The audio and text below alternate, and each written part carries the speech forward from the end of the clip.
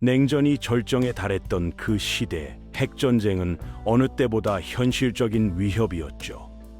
미국과 소련 두 초강대국이 서로를 향해 수천 개의 핵탄두를 겨누고 있던 그때였습니다. 한 발의 실수가 지구상 모든 생명체를 절멸시킬 수 있는 상황이었죠. 1983년 9월 26일 새벽, 한 남자의 판단이 인류의 운명을 결정했습니다. 그의 손에는 전화기가 쥐어져 있었고 컴퓨터 화면에는 최대 위협 확률이라는 경고문이 깜박이고 있었죠. 만약 그가 매뉴얼대로 움직였다면 지금 우리는 이 이야기를 듣고 있지 않을지도 모릅니다. 오늘은 세상을 구한 남자 스타니슬라프 페트로프의 이야기를 들려드리겠습니다. 모스크바 남쪽 외곽 울창한 숲속 도로를 따라 낡은 미니버스 한 대가 달리고 있습니다. 오늘 밤 야간 근무를 대신 맡게 된 페트로프 중령이 그 안에 앉아 있었죠. 차량이 군사 검문소 앞에 멈춰 섭니다. 문 옆에는 평범한 금속 명판 하나가 붙어 있는데요. 천체 관측센터라고 적혀 있습니다. 하지만 이곳의 실체는 전혀 달랐습니다. 어떤 지도에도 표시되지 않은 곳이었죠. 높은 흰색 콘크리트 벽이 외부 세계와 이곳을 철저히 차단하고 있었습니다. 이곳의 진짜 이름은 서프코프 15 벙커였고 소련의 조기 경보 시스템 오코를 운영하는 핵심 시설이었습니다. 페트로프는 이제 근무 교대를 시작합니다. 그는 오늘 밤 약 82명의 직원을 지휘하는 교대 사령관이죠. 그의 임무는 명확했습니다. 시스템이 핵 공격을 감지하면 즉시 경보를 발령해야 합니다. 처음 4시간은 조용하게 지나갔습니다. 평범한 야간 근무처럼 보였죠. 그런데 새벽 12시 15분 갑자기 경보음이 울려 퍼집니다. 당시는 냉전 역사상 가장 위험한 시기 중 하나였습니다. 1970년대 후반부터 긴장이 새로운 국면으로 치솟고 있었거든요. 1977년부터 소련은 우크라이나와 벨라루스에 신형 중거리 탄도미사일을 배치하기 시작했습니다. 이에 맞서 서방은 소위 NATO 이중 결정을 내놓았죠. 1983년부터 유럽 전역에 비슷한 미사일을 설치하겠다는 계획이었습니다. 이 새로운 미사일들은 독립적으로 목표물을 잠금 설정할 수 있었기에 더욱 위협적이었습니다. NATO의 결정이 나온 지 몇 주 후 소련군이 아프가니스탄으로 진격합니다. 남쪽 국경선에서 군사 쿠데타로 권력을 잡은 공산 정권의 붕괴를 막으려는 시도였죠. 이 침공은 서방 세계에 엄청난 분노를 불러일으켰습니다. 서방은 곧바로 이슬람 반군을 지원하기 시작했고요. 1981년 새로 선출된 미국 대통령 로널드 레이건이 공격적인 재무장 계획을 발표합니다. 그는 심지어 미국이 핵전쟁에서 승리할 수 있는지 평가하라는 명령까지 내렸습니다. 상상이 되시나요? 핵전쟁에서 이긴다는 개념 자체가 말이 안 되는데 말이죠. 소련 지도자 유리 안드로포프는 NATO가 기습 공격을 준비하고 있다고 확신하게 됩니다. 이를 조기에 포착하기 위해 그는 라이언 작전을 시작했습니다. 소련 역사상 최대 규모의 정보 작전이었죠. KGB 요원들은 임박한 핵 공격의 징후를 찾아내라는 명령을 받았습니다. 여기에는 갑작스러운 헌혈 증가나 정치 고위층의 방문 빈도 증가 같은 것들도 포함됐습니다. 바로 이렇게 해서 안드로포프는 1983년 가을에 계획된 에이블 아처 훈련에 대해 알게 됩니다. 에이블 아처는 NATO 역사상 최대 규모이자 가장 현실적인 핵전쟁 훈련으로 설계됐죠. 최고 경계 단계에서 전면적인 핵 분쟁을 시뮬레이션하는 훈련이었습니다. 대규모 부대 이동도 포함될 예정이었고요. 안드로포프는 이것이 실제 공격을 위한 연막일 수 있다고 두려워했습니다. 1983년 3월 레이건은 유명한 연설에서 소련을 악의 제국이라고 부릅니다. 그들은 국가의 우월성을 설파하고 개인에 대한 전능함을 선언하며 지구상 모든 민족에 대한 궁극적 지배를 예언합니다. 그들이야말로 현대 세계의 악의 중심입니다. 이 시점에 두 초강대국 간의 대화는 사실상 중단된 상태였습니다. 핵전쟁에 대한 대중의 공포가 날마다 커져갔죠. 전 세계 수백만 명이 군비 경쟁에 항의하며 거리로 쏟아져 나왔습니다. 이 악화 상황의 정점은 서프코프 15 벙커 사건이 일어나기 불과 4주 전에 찾아옵니다. 1983년 9월 1일이었습니다. 대한항공 보잉 747기가 뉴욕에서 서울로 가는 노선을 비행하고 있었죠. 탑승객 271명 중에는 미국인 63명과 미국 하원 의원도 포함돼 있었습니다. 그들이 몰랐던 사실은 비행기가 항로를 벗어났다는 점이었습니다. 잘못 프로그래밍된 자동 조종 장치가 그들을 소련 영공 한복판으로 몰고 가고 있었던 거죠. 소련 입장에서 모든 예상치 못한 움직임은 첩보 활동처럼 보였습니다. 소련 전투기들이 긴급 출격했죠. 그중 한 대를 겐나디 오소비치 소장이 조종하고 있었습니다. 그는 대형 여객기를 발견했는데 항법 등이 선명하게 보였습니다. 정찰기라면 전혀 예상할 수 없는 모습이었죠. 오소비치는 자신의 보고를 무전으로 전송합니다. 모스크바에서 내려온 명령은 분명했습니다. 목표물을 파괴하라. 짧은 교신 끝에 그는 경고 사격을 가했습니다. 여객기로부터 아무 반응이 없었죠. 그러자 그는 미사일 2발을 발사했습니다. 탑승객 201명 전원이 사망했습니다. 처음에 소련은 모든 책임을 부인했습니다. 5일 뒤 그들은 공격을 인정하면서 정말로 그 비행기가 정찰 임무를 수행 중이라고 믿었다고 주장했죠. 미국은 이 비극을 신속하게 강력한 선전 무기로 활용했습니다. 한국 항공기 격추 사건은 전 세계에 충격을 안겼고 냉전의 긴장은 극한으로 치달았습니다. 그래서 1983년 9월 26일 밤 서프코프 15벙커 안의 긴장감은 극도로 높은 상태였습니다. 페트로프가 마이크를 잡고 소리칩니다. 모두 배치로 내 명령을 따르라. 모든 장비를 점검하고 보고하라. 그는 훈련에서 이 말을 수없이 반복했습니다. 자신의 역할을 맡기 전에 모든 세부 사항을 암기해야 했고 이런 순간에 정확히 무슨 말을 해야 하는지도 포함돼 있었죠. 기본 훈련 중에 페트로프는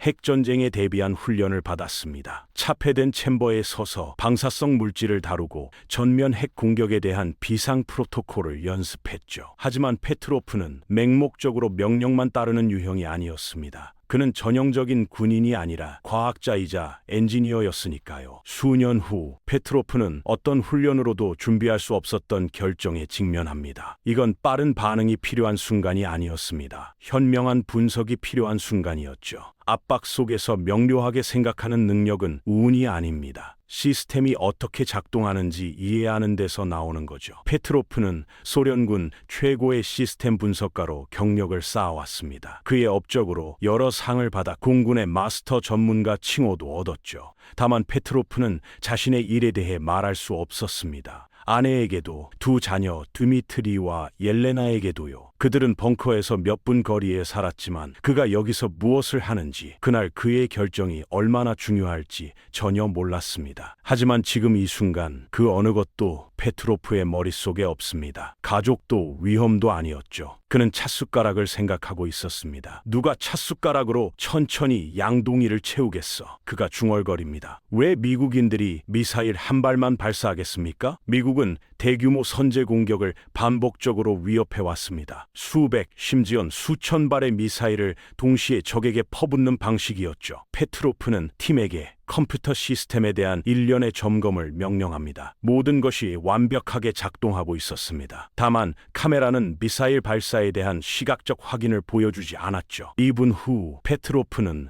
마침내 결정을 내립니다. 그는 본부에 보고합니다. 아마도 오경보일 것입니다. 잠시 후 사이렌이 다시 울립니다. 이번에는 시스템이 두 번째 미사일을 표시하고 그 다음 세 번째, 네 번째, 다섯 번째가 나타났습니다. 경보 수준이 발사에서 미사일 공격으로 올라갔죠. 페트로프는 경보 시스템을 속속들이 알고 있습니다. 그가 직접 구축하는 데 참여했으니까요. 그는 소프트웨어와 매뉴얼을 작성했습니다. 소련은 미국보다 뒤처진 후 서둘러 우코를 개발했죠. 미국은 비슷한 기술을 10년 넘게 사용해왔습니다. 소련 시스템은 1년도 안 돼서 가동됐고요. 러시아어로 눈이라는 뜻의 오코는 관측 위성 네트워크를 사용해 지구를 감시하도록 설계됐습니다. 위성들은 데이터를 M 슈퍼컴퓨터로 직접 전송합니다. 이 기계는 미사일 공격이 진행 중인지 판단하기 위해 복잡한 29단계 알고리즘을 실시간에 가깝게 실행하죠. 하지만 페트로프는 컴퓨터를 믿지 않았습니다. 최대 확률 경고가 그에게는 잘못된 느낌으로 다가왔습니다. 너무 확신에 차 있었거든요. 그와 그의 팀은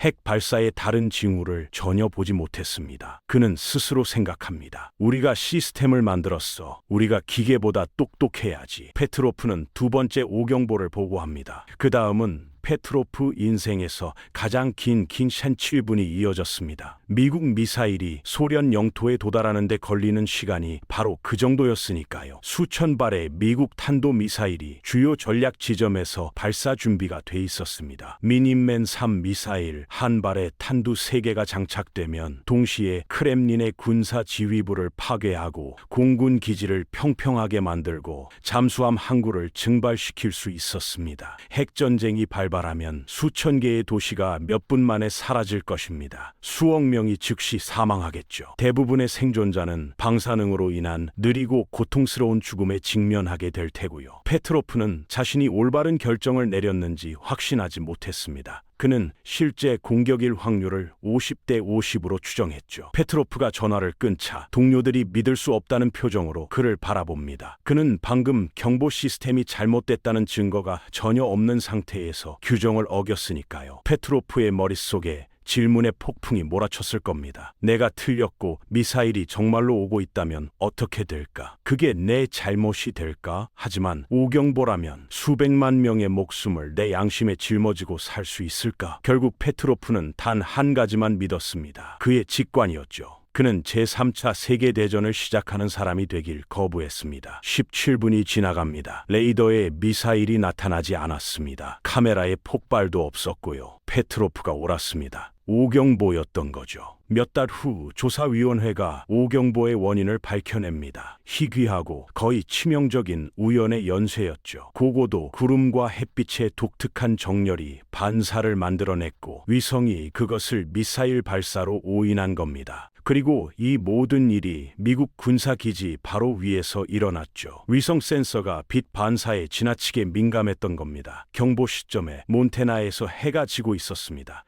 낮과 밤 사이의 경계선은 종종 불분명한 위성 이미지를 만들어내거든요. 사건 직후 이 취약점이 수정됐습니다. 잠시 후 시스템은 업그레이드 됐죠. 새로운 오코-1세대는 핵 미사일의 정확한 궤도와 의도된 목표물도 판단할 수 있게 됐습니다. 하지만 이 시스템은 다시는 경보를 표시하지 않았죠. 핵전쟁으로부터 세계를 구한 남자는 자신의 조국에서 영웅으로 인정받지 못했습니다. 공개적인 명예도 기념비도 승진조차 없었죠. 대신 그의 상관은 왜 사건을 제대로 기록하지 않았냐고 물었습니다. 페트로프는 한 손에 전화기를 다른 손에 마이크를 들고 있었다고 설명했죠. 세 번째 손은 없었고 나중에 기록하는 건 위조가 될 테니까요. 그는 공식 질책을 받았습니다. 군 지도부는 진실보다는 시스템 실패에 대한 희생양을 찾는데 더 관심이 있었던 것 같습니다. 1년 후 페트로프는 자발적으로 군을 떠나겠다는 신청서를 제출하도록 강요받았습니다. 그게 정말로 자발적이었는지는 매우 의심스럽죠. 그 후 페트로프는 가족과 함께 모스크바 외곽의 조용한 교회로 이사합니다. 거의 10년 동안